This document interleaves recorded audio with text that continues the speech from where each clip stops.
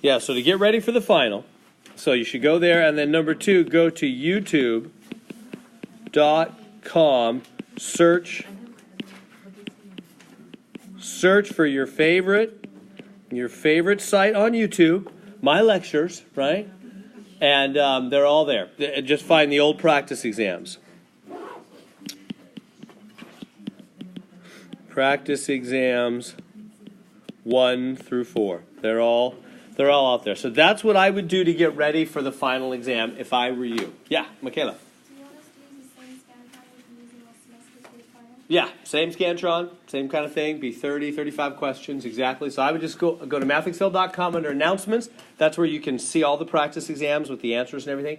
And then for all the steps, go to youtube.com, search for Brett Heron, and you just look back. Let me see. So I can't get there. So just back to this. So the practice exams, go to youtube.com. They're all out there. You get a full sheet of notes, right? So for the final, you get a full sheet of notes, both sides. Write anything you want on both sides of a full sheet of paper. Oh, that's right. All right. Have a seat. I'll be right with you. All right. So full sheet of notes, both sides, and it'll count double, right? 100 points as the final, and it'll count 100 points to replace your lowest exam. You with me? So it can really help you out. It can really, if you had like one exam that was bad, the final will count as 100 as the final, and it'll count as 100 as it replaces your low exam. So for example, suppose you got 81, 78, 53, and 86. Suppose those are your 4 exams, and you take the final, and you get 79 on the final. Suppose this is exam 1, exam 2, exam 3, and exam 4. Then the final will also go here and take the place of that exam, right? So that's a big help. Counts double, replaces the lowest.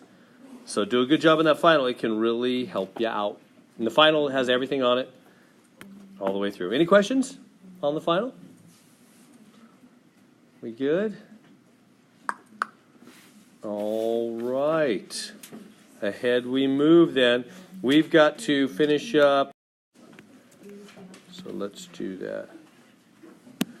There it is. Let's talk about tangent inverse of tangent of 7 pi over 8.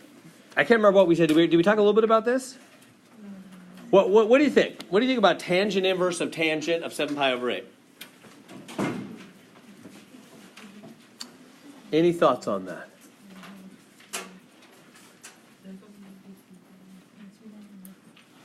Can't we just do this? How about that? Were you thinking that? That's a good thought to think, right? Can't you just cancel those guys out? Don't tangent, inverse, and tangent just cancel each other out? And the answer is basically yes.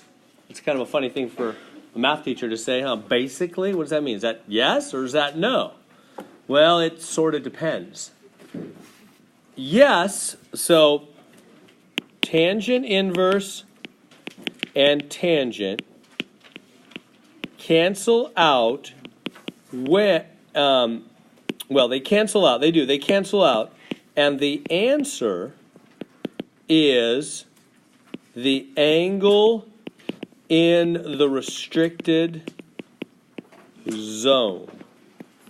Now, what do we mean, the angle in the restricted zone? What are we talking about? Remember the restrictions? Did I talk about that? I think I did, right? So for tangent inverse and for sine inverse, it's from negative pi over 2 to positive pi over 2, these two quadrants, negative 90 to positive 90. And for cosine inverse, it's these two quadrants, 0 to pi for cosine inverse. Remember, the inverse functions are not really the inverse for the sine or cosine or tangent everywhere. They're only the inverse for the sine or cosine or tangent in a limited territory, restricted angles. Remember that? Because otherwise it's not invertible, it's not one-to-one, fails the horizontal line test, blah, blah, blah, blah, blah. I don't want to go through all that again. So you need to know that there's only certain angles. So what that means is, yes, tangent inverse and tangent cancel, and the answer is probably 7 pi over 8, unless 7 pi over 8 is not in the zone. If it's not in the zone, if it's somewhere else, then you've got to find out the same angle as it in the zone. It'll reflect back into the zone, because you can only get an answer in the zone. So the question is then, is 7 pi over 8 in the zone? What's the zone? Here to here for tangent inverse, right? Is 7 pi over 8 between negative pi over 2 and positive pi over 2? Excuse me. Is it in between those two? That's the question. Is 7 pi over 8, is it in between? Is that true or is that false? Is 7 pi over 8 between those two or not? How are we going to answer that question? We got to make the denominators. In order to compare fractions, know who's bigger, smaller, or whatever, got to make the denominators the same, don't we? So I'm going to have to multiply top and bottom of this one by 4 to make it an 8 on the bottom. Same thing over here by 4. So this will be minus 4 pi over 8. Okay, so is 7 pi over 8 between negative, so the bottoms are all the same, you can just ignore them. Is 7 pi between negative 4 pi and positive 4 pi? No. 7's not less than 4. It's bigger than 4. That's wrong. It's not in the zone, is it? So we say no. So that means the answer is not going to be 7 pi over 8, but it's going to be 7 pi over 8 reflected into the zone, which now we have to figure out what that is. That's a little tricky. Is everybody tracking with me so far? Am I losing you? I'm sorry, I'm starting off today with a pretty tough concept. This is the hardest concept of today for sure. This is the hardest thing we're going to look at today, is this weird canceling, reflecting, in the zone, not in the zone idea. Everything else is cake after this. So maybe you're freshest in the morning. That's how I feel. I get more tired later on. Is this working for you? 7 pi over 8 is not between negative, right? 7 pi over 8 is not between negative 4 pi and positive 4 pi. It's not. So it's not in the zone. It's not here. It's not in these two quadrants. 7 pi over 8 is somewhere else. Okay, so that means the answer is not going to be 7 pi over 8. It's going to be 7 pi over 8's copycat in the zone. Well, how do you figure that out? Same reference angle. Remember how the answer's the same as long as the reference angle's the same? Is that making sense? So I got to find the same reference angle. So let's go over here. Let's get a fresh screen. Did you all copy that down okay? So you get all that down. So now I'm going to reflect. In fact, maybe I could just do it right over here. Probably can. Yeah, right over here, I'm going to say, okay, where is 7 pi over 8 then? Where is the thing? If it's not in the zone, it's not over here, it's not in these two quadrants, where is 7 pi over 8? Do you know? Want to convert it? We could convert it, if that'd be easier for you. We could take the 7 pi over 8 and go to degrees. So 7 pi over 8 is 7 times 180 over 8. Somebody have a calculator? What's that? I'm getting 157.5 degrees. So it's about right there, isn't it? 157.5 degrees. It's in the second quadrant. We good there? Second quadrant. Okay. So that means I need to take the answer to this question is going to be 7 pi over 8, but 7 pi over 8's reflection into one of these two quadrants. Well, how do you know which one? Well, basically, the inverse, tangent, sine, and cosine, they all occupy the first quadrant where everything's positive, and one other quadrant where their values will be negative. Did you catch that? Right? Basically, the way these are working, right? Cosine inverse does what? Cosine inverse does these two. See how he's also using the first quadrant? So cosine inverse uses the first and second, tangent inverse, sine inverse use the first and fourth. See, they all use the first because that's where everything's positive, and they use one other quadrant where they are negative. So they have one quadrant for their positive answers, one quadrant for their negative answers. Well, okay, so where's in 157.5, remember all students take calculus. So all students take calculus. S, which means what? Sine is positive in this quadrant, not tangent. So this is a second quadrant, 157.5 degrees is second quadrant. Sine's positive, but tangent is negative. We're talking tangent on this problem. So this is a negative quadrant for tangent. So when he reflects back to either the first or the fourth, which is where he must land for inverse tangent, which one's he going to go to, first or fourth? Fourth, because that's where he's negative, right? First, everybody's positive. So he's got to stay as he is, just his same counterpart in one of these two quadrants. Am I losing you? I know this is complex. This is what's hard about inverse trig, is this reflection thing back into the correct quadrant. So you got to say, okay, I need that same angle in the second quadrant. I need that same thing in the second. I need it right here. Same reference angle, right? Remember reference angle? Reference angle means from the x-axis, whatever that is right there. Same thing there. I need the same angle in the fourth quadrant. Well, how do you find that? What's that going to be? Well, you got it. That's 180 degrees away. Notice. Right? It's exactly the other side. You got to add 180, but no, that's not a good idea. It'd be better to subtract 180. Go backwards. Why? Because we need the answer said negatively between negative 90 and positive 90. It's the same place, but we must say it a certain way. See, the inverse trig functions are real picky. They're real tricky, real picky. You've got to say it just like they want it said because of all the restrictions on them. So in other words, yes, you'll end up right here whether you add 180 or subtract 180, same thing, but it needs to be said between negative pi over 2 and positive pi over 2. So you got to call these negative angles, in other words. So I can't add 180, I'm going to have to subtract 180. All right, long story short, you follow that?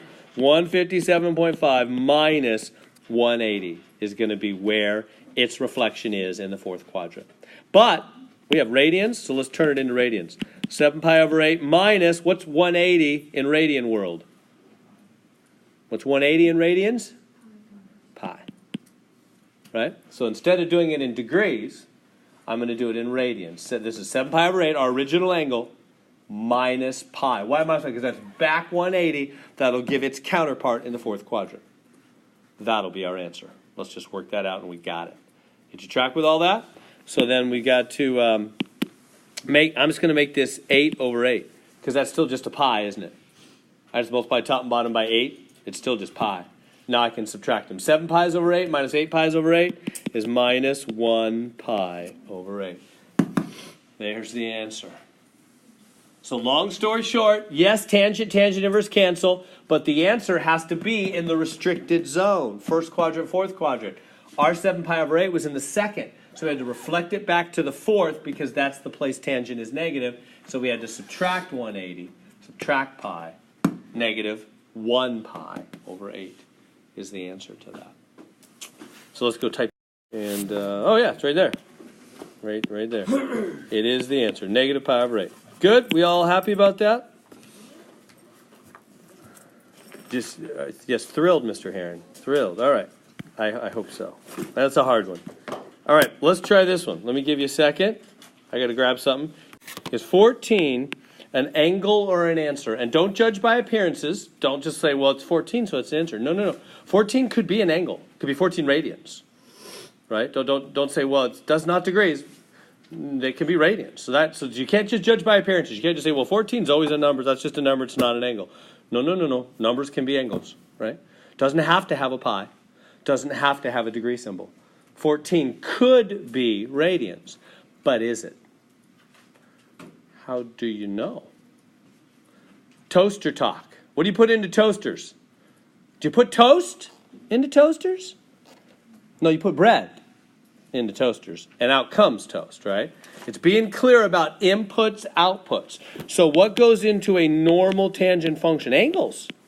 And out comes answers, right? So what do you put into an inverse tangent? Answer, and out comes angles. We good with that? So it reverses things, right? So all you got to look at is say, okay, that 14, again, don't judge by appearances, just because it's a number, it could be angle. It's being put into tangent inverse. What do you put into tangent inverses? Answers. So it is an answer. It not only looks like an answer, it is an answer. So what? Well then, who cares about the restrictions? 14, done.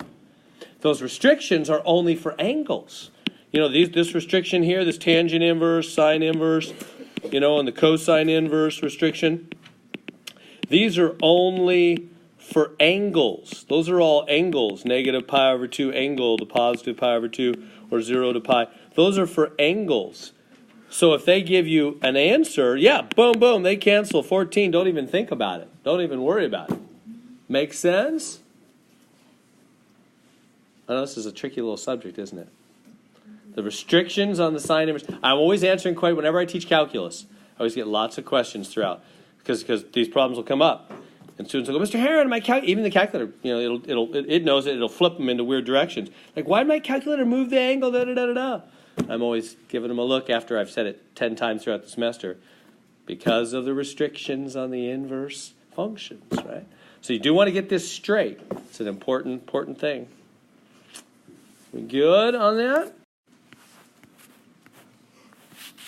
Am I making it? You guys are giving me the deer in the headlights look today. Is this making sense? Is this good? Is there anything I can answer on that? How do we know when it's when there would be an angle? So if they wrote it this way, if they wrote tan inverse of tan of 14, yeah, good question. Maybe I should make that more clear. If they wrote this, put the tan inverse first instead of regular tan first, and then the regular tan second, the 14 is being put into what? And if they wrote it this way, into regular tan now, which means he's an angle. That 14 would be an angle. And so the answer would not be 14. It would be whatever 14's reflection is in the fourth or first quadrant. Be the first quadrant, actually, because that's positive. And I'm not going to bother finding what that would be. But the answer would not be 14. Does everybody see that? Because that 14's an angle now. That's 14 radians now. Everybody see the difference? It's all about whether you're being put into the toaster or coming out of the toaster. Those are different, huh? Bread goes in, toast comes out. So angles go into regular tangent, sine and cosine. Answers go into inverse functions, don't they? Everybody good with that? So don't be deceived by the appearance of the 14 or the whatever. Just look at what he's being put into, and you'll know whether he's bread or toast, right? We good on that?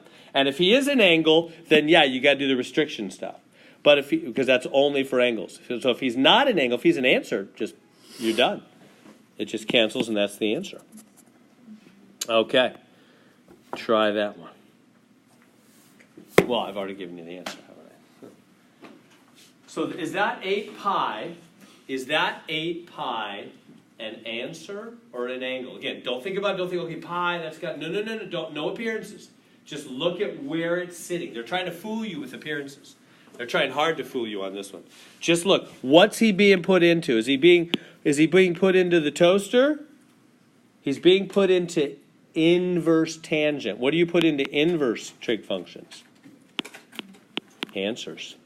That's an answer. That's not an angle. Even though they tried to disguise it and make it look like an angle by sticking that pi on there, they're trying to fool you. That's not an angle. How do I know for sure? It's being put into inverse tangent. That's an answer. So then, boom, we're done. 8 pi, don't even think about it. Right? Only angles do we have to worry about the restrictions for. Making sense now? Feel like you could do this now? All good on that? Hardest thing of the day for sure. I'll move on. You're good? Okay, number 11. So, f of x, I'll bring it up here. F of x is minus 3 cosine 7x. And they want me to find the inverse function. So let me let you, rather than me just diving in real quick, let me let you take a couple steps. Find the inverse function there.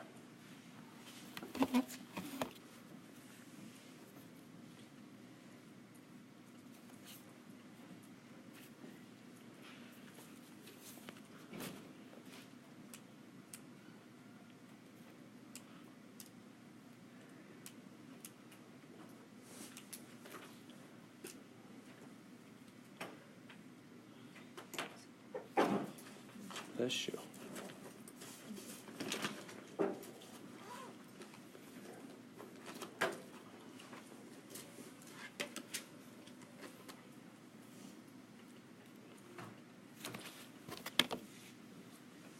All right, how do you find an inverse function? What do you do to find an inverse function?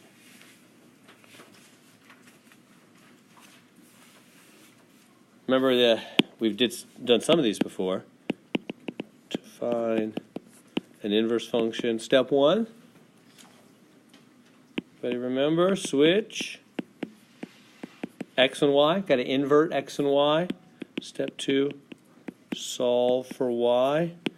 Remember some of that? We had inverse functions earlier, right? Those will be on the final. So switch x and y, solve for y on that. It's hard to remember all the stuff. We have such a long semester, don't we? 18 weeks. You know, my daughter's coming, I think she just finished finals at Cal Poly. They're only 10-week quarters. You know, we're doing 8. Our semester's about twice as long. My younger daughter's complaining. Emma's already done. I've got another week, and she went late. She's complaining about how much longer she's going to Clovis Community College. Her semester is than her older sister's coming over from Cal Poly. We have long. So my point is, you really need to study for that final. I mean, it's been been a while since we've done this, and we did things a long time before that, huh? Seasons have changed while we've been in this class. Right? The weather's cold now. It used to be August when we started, right? It was really hot. So anyway, definitely review. If there's any thoughts in your mind, I won't study for the math final. That would be crazy. Let me just be clear. Math and science, you have to review them, right? You have to. I'm purposely giving. I know a lot of teachers don't give finals, right? Or they let you get out of finals. I already told you I'm interested in torturing you. No, I'm not. I'm interested in doing you good. I learned a lot. I hated them, but I learned a lot from taking math and science finals. I had to study the whole thing again. So I sure hope you do that. It would be academic suicide to not go back over those practice exams. That's what it would be. Think that way. Think, if I don't study, I will get a really bad grade. Some people bomb it. Some people tank it hard, and it counts double and kills their grade. Don't do that. I want to give you the appropriate fear. Are you trying to scare us, Mr. Heron? Absolutely. Just like I try to scare my little kids when I say, don't cross that street when the ball goes across, for a car will lay you flat, right?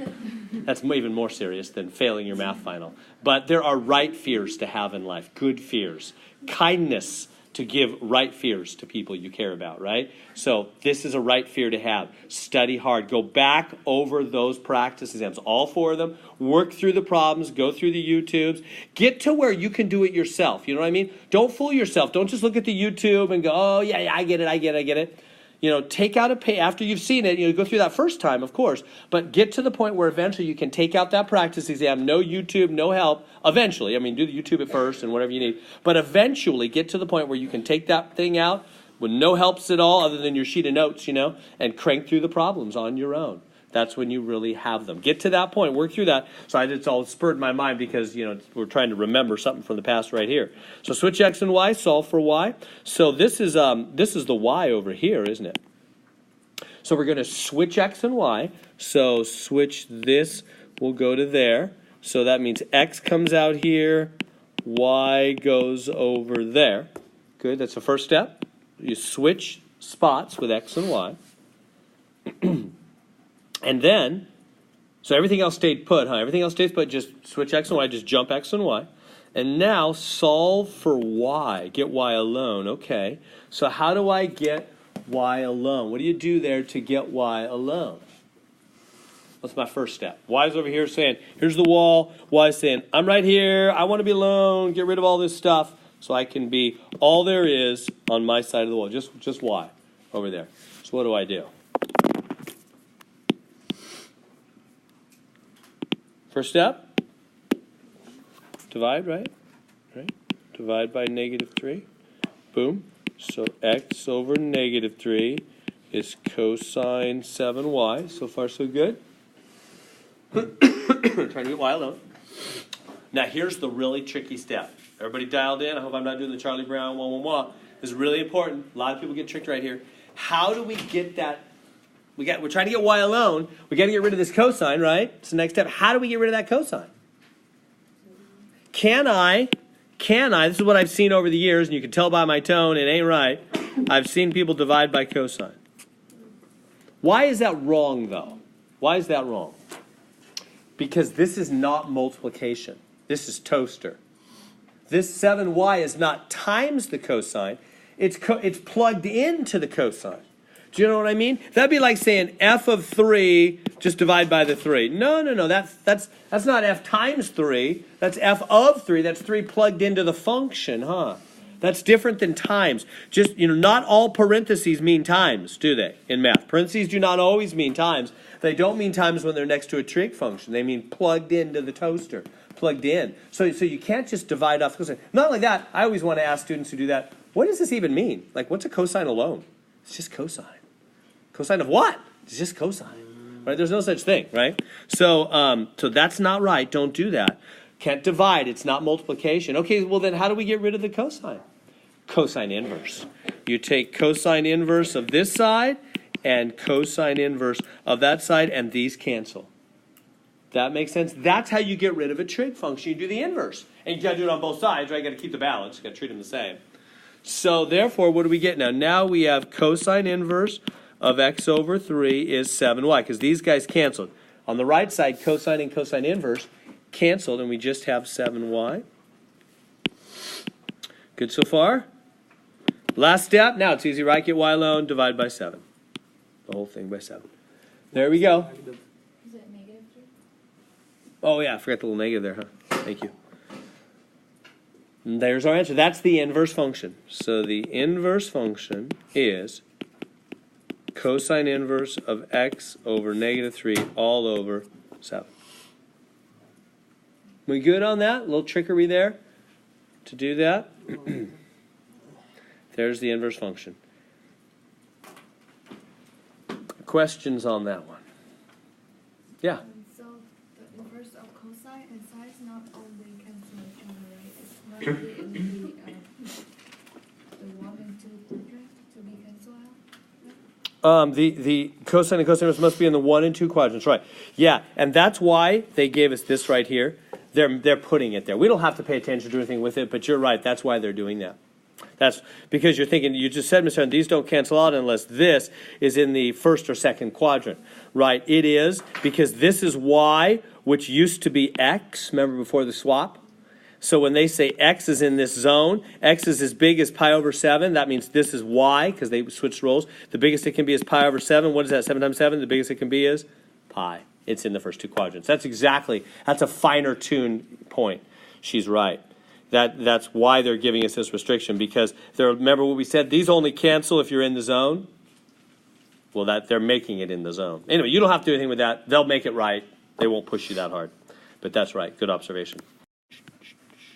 Whoops. That was the wrong. Let's try again. There we go. All right. So try that one. Don't worry about all this. Like I said, that's just, they're making it in the zone. But it's all good. It's all good. Just find the inverse of that. You've got an answer there. See if you can get that.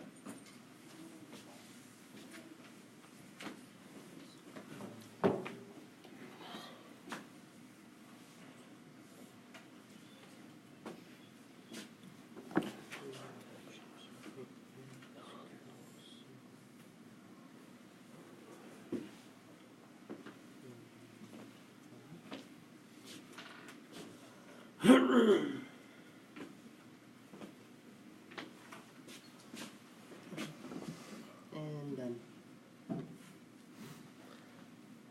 So y equals sine of 2x plus 5. So switch x and y, step 1. Switch x and y, so x and y trade spots. So there's step 1, x and y trade, and then solve for y. Step 2, solve for y. So divide by the 6. It's kind of like peeling an onion, huh? We start from the outside and work our way in. So divide by the 6, so we got x over 6 is sine of 2y plus 5. And then, you know what we do now? We do inverse sine, huh, to get rid of that. So inverse sine on this side, inverse sine on that side. These guys cancel, so we have inverse sine of x over 6 is 2y plus 5. And now we subtract 5 from both sides. So inverse sine of x over 6 minus 5 is 2y. Last step, divide by 2, divide by 2. There we go. Is it all good on that? Making sense? Now that you've seen all that? Last thing, I'm skipping the other two questions. They asked me for domain and range. And if you're okay, I'll do it right over here. They're asking me domain and range of the original function and the inverse function, or at least part thereof, that. It's pretty easy. If you just remember the original function, let's go back to the original. Here's the original function before we did any inverses or anything. That's 6 times sine, isn't it?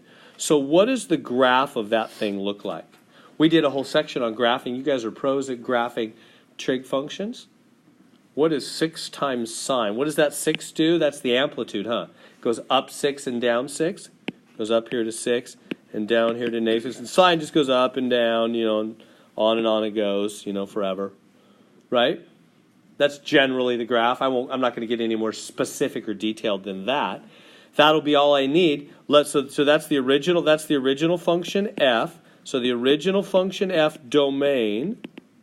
What's domain? How do you do domain on a graph? Do you remember? Domain is the left edge, right edge. Domain is how far left does it go, how far right does it go? So that's negative infinity, regular infinity. For domain goes, right, the sine graph goes on and on to the right and the left forever, doesn't it? Okay, now what is f's range? Range, remember, is bottom. So just like domain is left, comma, right, range is bottom, comma, top. You always start with the lower number, left, then right, or bottom, then top. So bottom and top. So what's the bottom top deal for the range? So the bottom, -6, top is +6, huh? Brackets, because it hits those right on. Are we good with that? Just pretty easy from the graph. It's 6 times sine, so range is -6, +6. Domain is always negative infinity, positive. Sines, cosines, they go forever. Now, how do you find the inverse domain and range?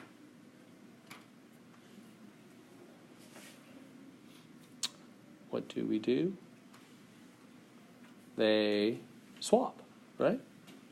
Inverse. So the original function's domain is the inverse's range, and the original function's range is the inverse domain. Does that make sense on that? They just swap, don't they? Right? F's domain is F inverse's range. F's range is F inverse's domain. Domain and range switch, because X and Y switch for an inverse function. Are we good? Are we happy about that? That's all they're gonna ask us about on that. Okay, so 3 cosine inverse for x is 2 pi. Can you solve for x there?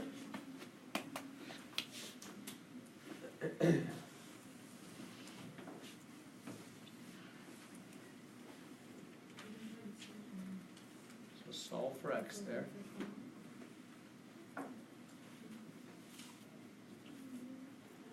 x alone.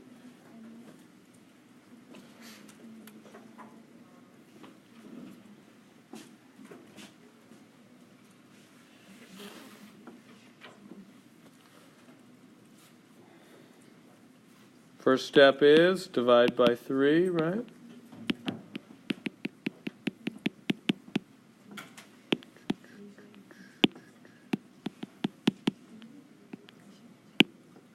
And now what do we do? Trying to solve for x, trying to get that x alone. So somehow I have to get that cosine inverse off of there, right? What's going to do that? Cosine, huh? And you got to do both sides, don't you? Getting the hang of that? Inverse functions just cancel. So we get 4x is cosine 2 pi over 3, like that.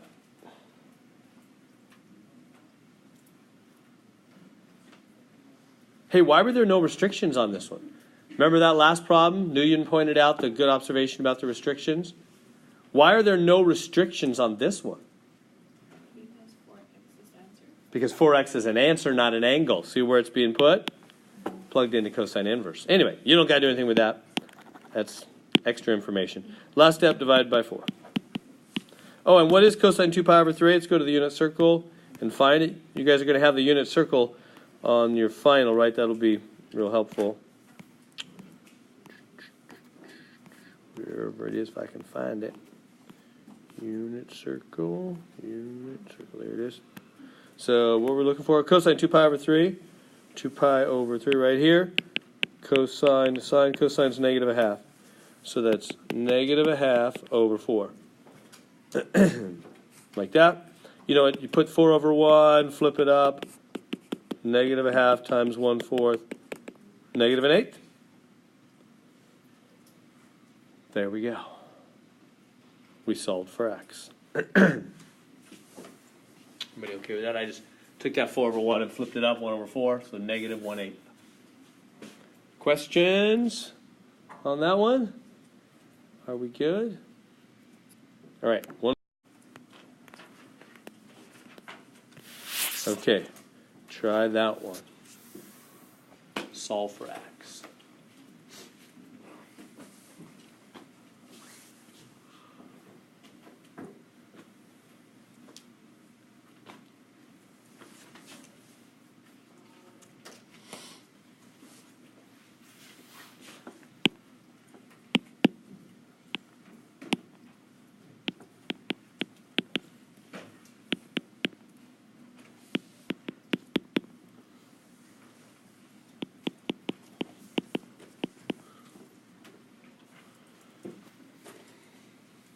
Let me give you a hint. First step is you got to combine those two, the 6 cosine inverse and the 4 cosine inverse. They're like terms, huh?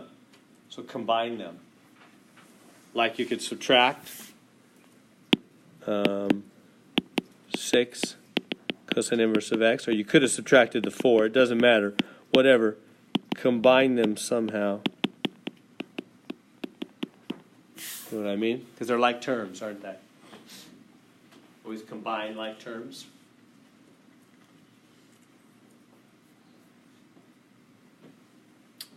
We get the answer. What's the answer?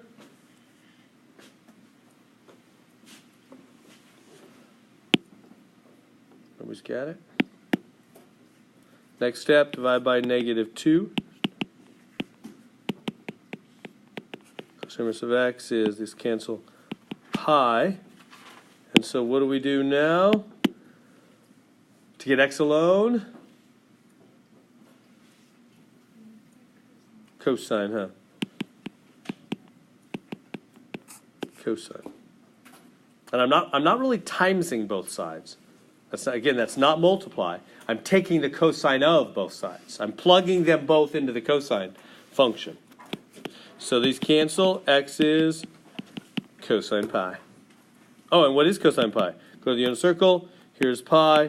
Cosine is negative 1. We solve for x. Questions? Is that all good?